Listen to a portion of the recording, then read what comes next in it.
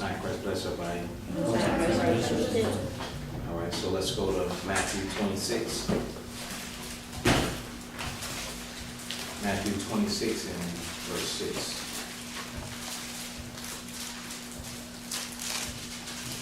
Happy Sabbath, everybody. Giving all praises to the Most High Christ for bringing us together to fellowship, hear the commandments. Matthew 6 and 6. Now when Yahushua was in Bethany in the house of Simon and leper, there came unto him a woman having an alabaster box of very precious ointment. And she poured it on his head as he sat at meat. But when his disciples saw it, they had indignation, saying, to what purpose is this waste? For this ointment might have been sold for much and given to the poor.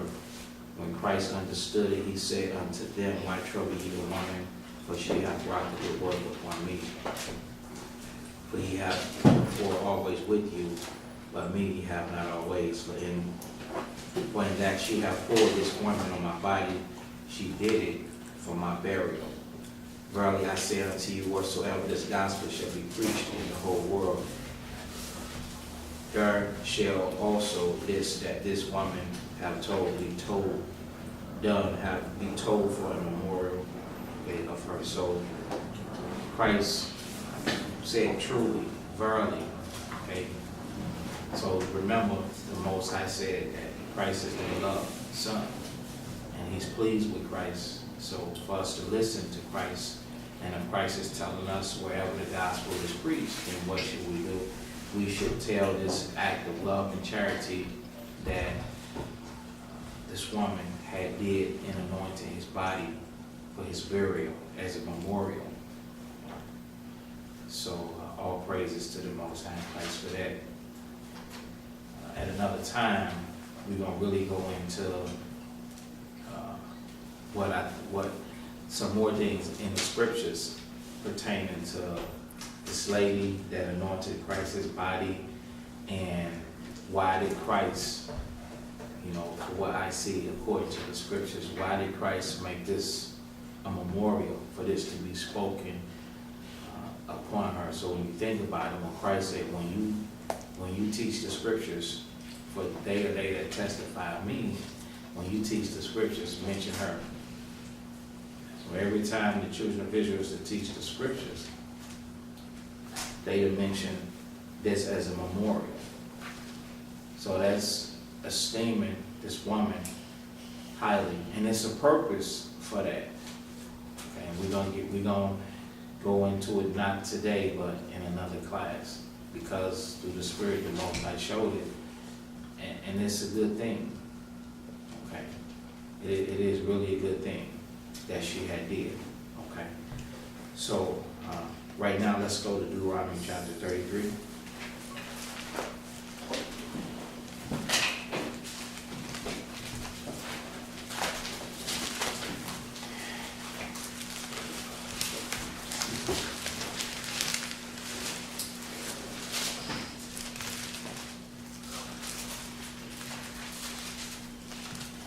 Deuteronomy chapter 33, verse 1.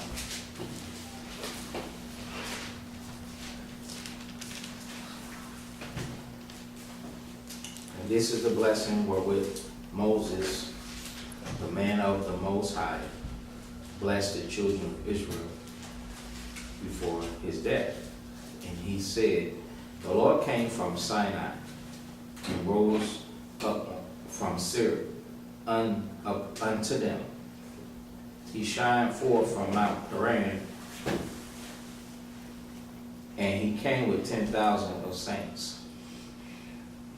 So when the Lord was on the mount, the children of Israel, they didn't see the Lord with 10,000 saints, but those saints were there.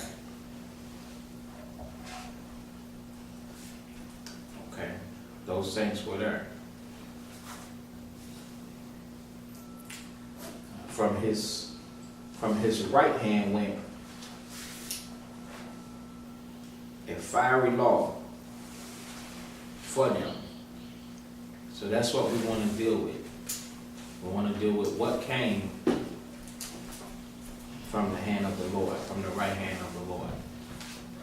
The fiery law, and how important that is unto us.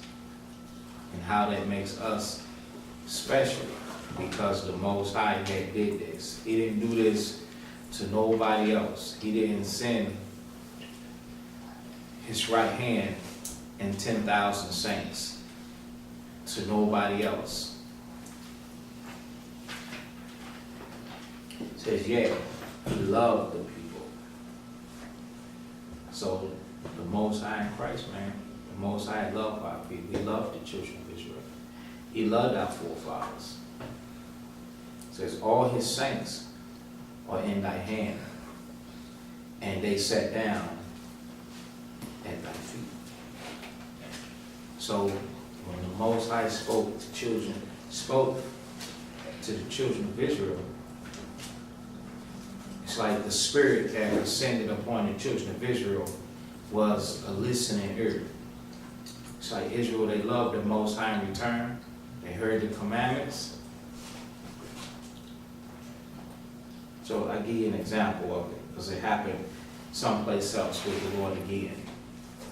Okay, and it's noted.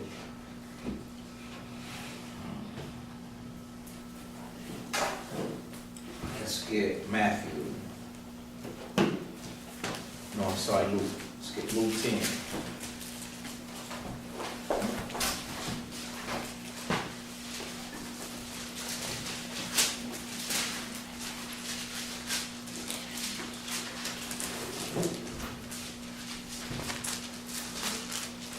See, the whole objective is to teach the children of Israel how important you are and how much this fiery law, which the Most High esteemed it as an inheritance. Sometimes I know it's hard for us to believe that an inheritance, in order for it to be worth something, it has to be maybe some form of wealth, some form of valuable item, and so on and so forth. But what we have to understand is that the inheritance that the Most High gave to us, and it's more precious than silver, it's more precious than gold. It's more valuable than anything, because it leads to the wealth. It leads to the precious items that the Most High has here and stored upon the earth. All we have to do is see and understand that if we come into the covenant of the Most High by following Christ, the Most High will freely give those things to us as rewards. But we can't think in reverse. We can't say, well, I want to be rich first. Because he told you that they that will be rich are going to fall into temptation. Meaning the things that you go after, those things will be distractions. Those things will lure you away from the discipline that it takes to follow the Most High and become a spiritual child of the Most High. Okay, so here's an example where the children of Israel, when the Lord was on the mount, how the congregation, the tribes were gathered together and they sat at the feet of the Lord and heard his word. And they did it again. It happened again when Christ came. So it's Luke 10, verse 38. It says, now it came to pass as they went, they entered into a certain village, and a certain woman named Martha received him into her house. And she had a sister named Mary, okay, which also sat where? At Jesus' feet, at Yahushua's feet, and did what? And heard his word. So all this time, they're going to use hospitality, and they're having company. And this company is Christ. So when Christ come in, the two sisters, Mary and Martha, Martha is going to be expecting going to be expecting Mary to help her. But what was Mary more inclined to. She yielded. She lifted up her head to a certain something. And that certain something that she lifted up her head to was the word. And that same word is your inheritance. And that's what the children of Israel did when we read Deuteronomy 33. And that's what the Most High want us to do. Now this same Mary, that's the same one that did what? Washed his feet. That's the same one that had love. And so that's why the spirit that's in this woman is a memorial. But we're going to get into that. Yes, we are. Another time, we're going to get into it. And Christ, he sees that. He sees that. Okay? So verse 40. But Martha was cumbered about much serving. Okay? So what does cumbered mean? Let's get the dictionary.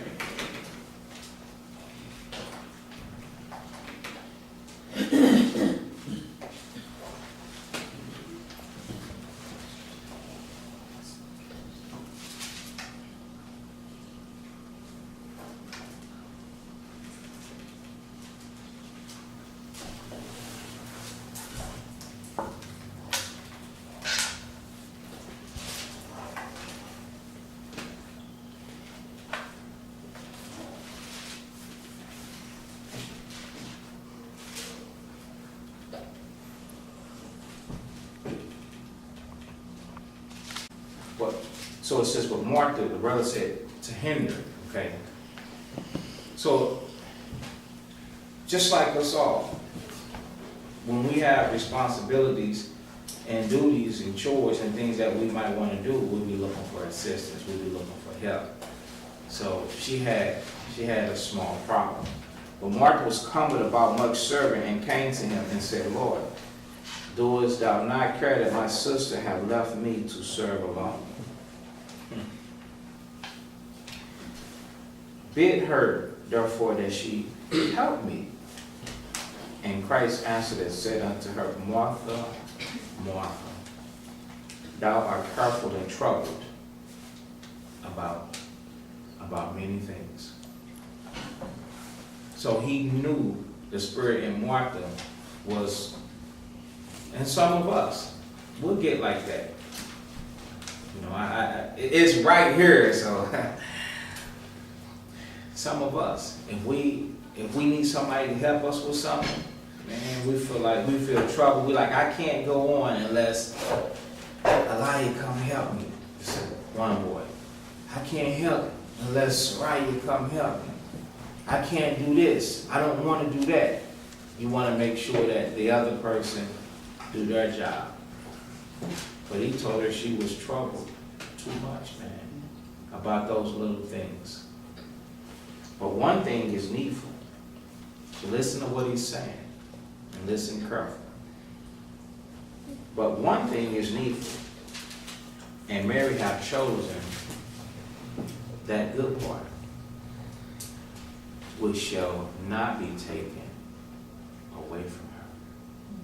What is the good part you think that she chose that's not going to be taken away from her? How about the Spirit? How about the Spirit to walk in the commandments? How about the desire to come, like the Scripture said, if thou wilt bow thy ear, thou shalt what? Be prudent. You should receive understanding. So that ain't going to be taken away from her. Whenever you get somebody yielding to the word of the Most High, you don't want to break that. You don't want to distract that. Okay? You want them to continue. So let's get back to Deuteronomy 33, right?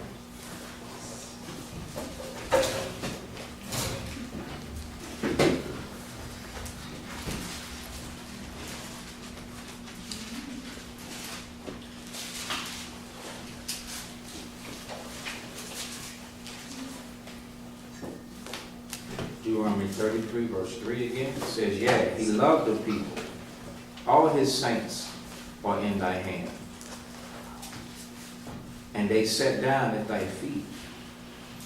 everyone shall receive of thy words. So the children of Israel, we are going to receive the instructions from the Most High. We're going to be receiving what we should do and what we shouldn't do.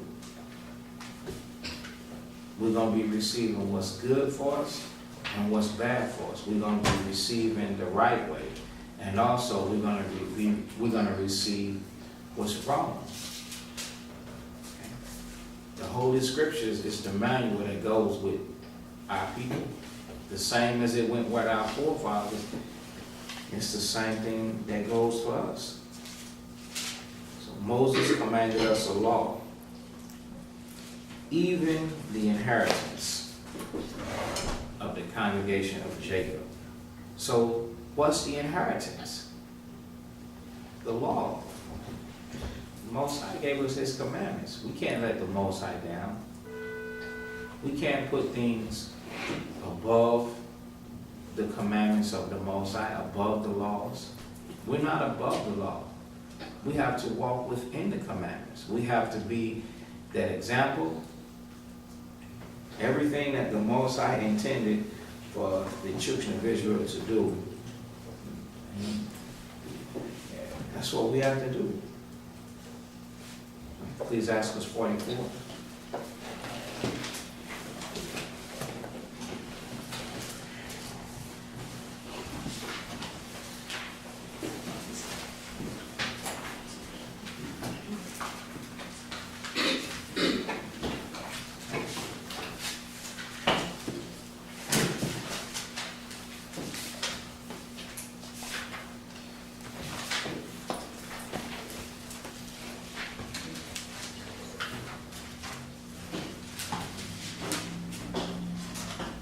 Ecclesiastes 44, verse 19.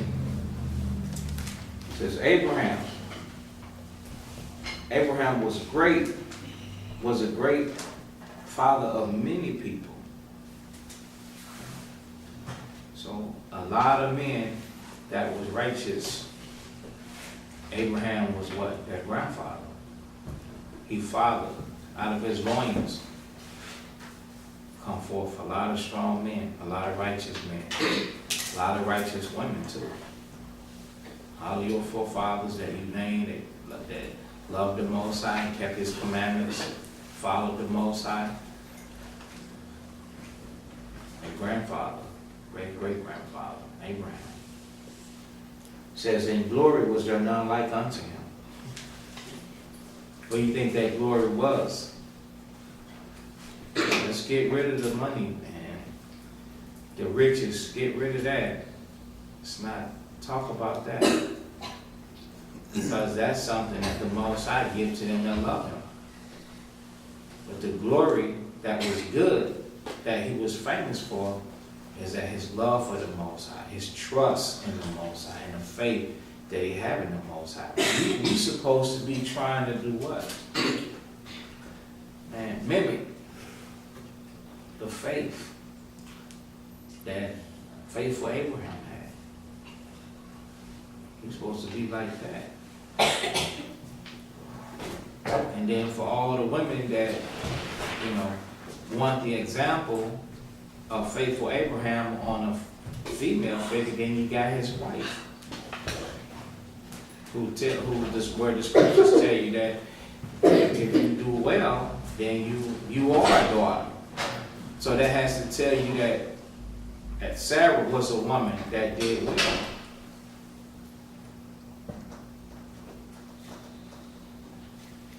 It says, who kept the law of the Most High. So there it goes.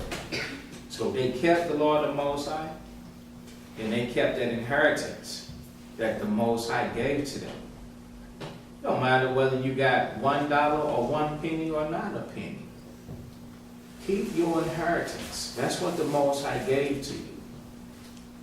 Because that inheritance, man, that describes you. That describes who you are. That defines you as a person. Because that inheritance that the Most High gave to us and instilled into us and our forefathers, man, it makes beautiful men and women out of us. It don't turn you to somebody that's reckless and somebody that's shameless and you a vagabond and you ruthless and lawless. It don't do that to you. It makes you lovable. It makes you honorable. It makes you praisable. It esteems you highly. Stop going after riches and cares and worldly things in this world. The Most High He knows what you need already. Have regard, have care for yourself. And when you do that, then you have the inheritance inside you. The Most High gonna look down upon you with honor and adorn you based on the comeliness that He sees fit. But we have to come back and return back to the very thing that the Most High gave to us.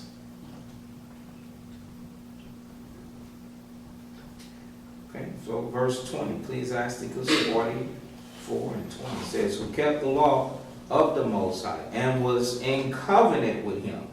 See, he was in covenant. He understood the arrangement between him and his God.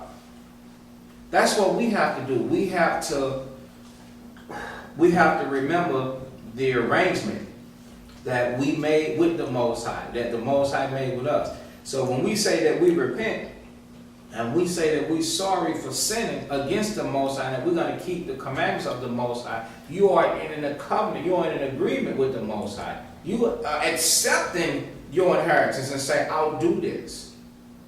So we're not to go against that. We have too many examples of men that have been successful, women that have been successful, children that have been successful in staying in covenant with the Most High, and how the Most High saved them and redeemed them. Yes. So we have got to follow these steps, because this is a part of our heritage that the Most High gave to us.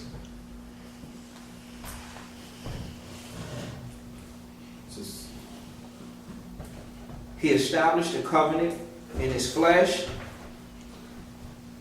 and when He was proved,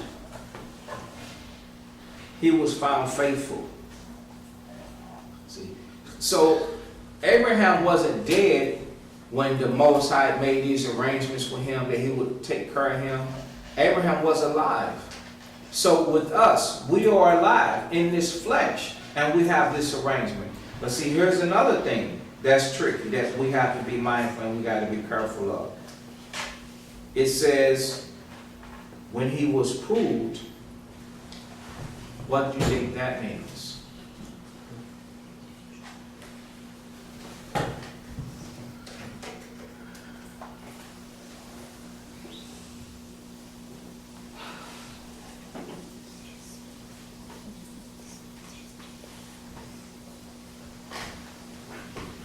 Yeah.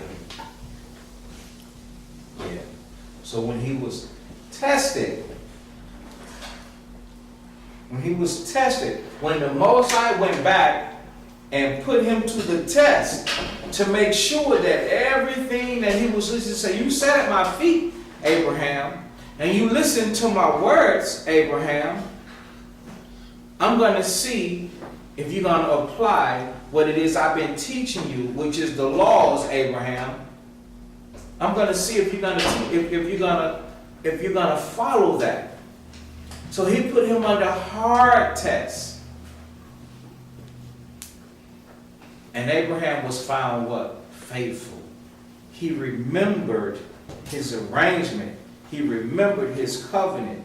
He remembered his agreement to follow the Most High. So should we. So you got to be tested. You got to go through certain things. Yeah. And you have to remember, there's nothing new under the sun. We can't say, well, these times are much harder, and these times are in color, and then it was black and white. That's not true. Where do you think they get the colors from? Right. So the same temptations that was around then, they're around now. The Most High is looking for such to serve him. He's looking for to see, what are you gonna do? You gonna, when you get put in a situation to where you have to be proved, what are you gonna do? You're gonna be faithful, or you gonna go against? Verse 21, it says, therefore he assured him by an oath that he would bless the nations in his seed. So once Abraham was found faithful, he confirmed that Abraham would have a seed, and in that seed, an inheritance will come forth, and all the nations will be blessed through that seed. That's talking about the children of Israel coming back together, and then that unity, that nation being unified, blessing the nations. How? By dealing with them righteously, the way that this earth is supposed to be ran and supposed to be dealt with righteously. But how is that going to happen if we truth breakers, if we covenant breakers, if we don't even keep our own inheritance, if we don't esteem the commandments and the laws of the Most High very highly and our Savior? If we don't do that, how is that going to happen for us? See, it's going to happen, but it may just not happen for you.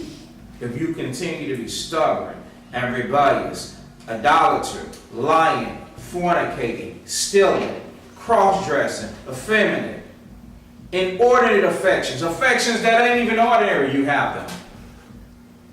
Drama kings and queens, emotional, just like Christ had to tell Martha, you worry about too much. See, ain't none of that little stuff gonna pass. We've got to take some integrity behind the inheritance that the Most High gave to us. And we have to stop playing games. And that he will multiply him as the dust of the earth. Okay? So although a bunch of people are going to be lost, the scriptures say, you know what? The seed of the Most High will be multiplied as the dust of the earth. And we're going to occupy this planet. And there are people that love the Most High, that loves his covenant.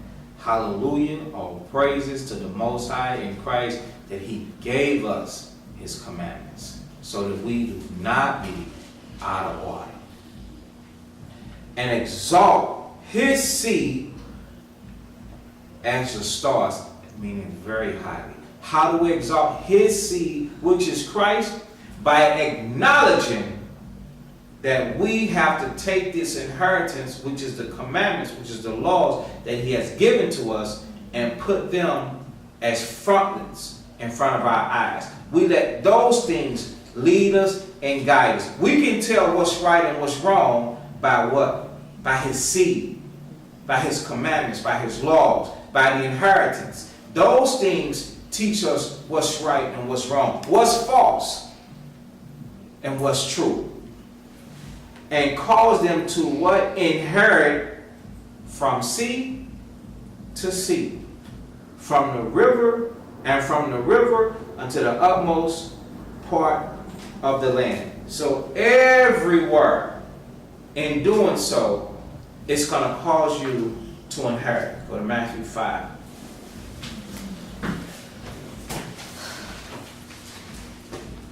Just learn to count down, then it will give you